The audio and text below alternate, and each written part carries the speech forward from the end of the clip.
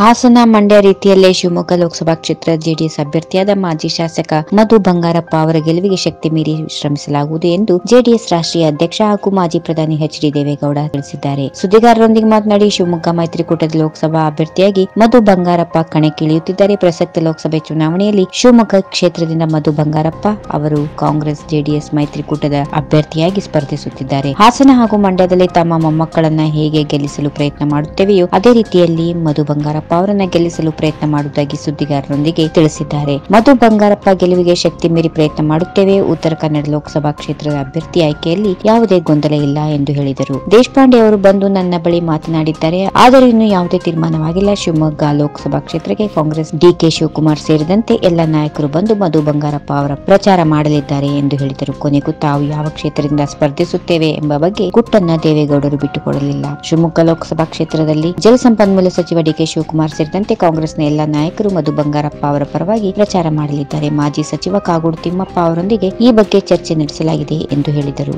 ಈ ವಿಡಿಯೋ ನಿಮಗೆ ಇಷ್ಟವಾದಲ್ಲಿ ಲೈಕ್ ಮಾಡಿ, ಶೇರ್ ಮಾಡಿ, ಸಬ್ಸ್ಕ್ರೈಬ್ ಮಾಡಿ.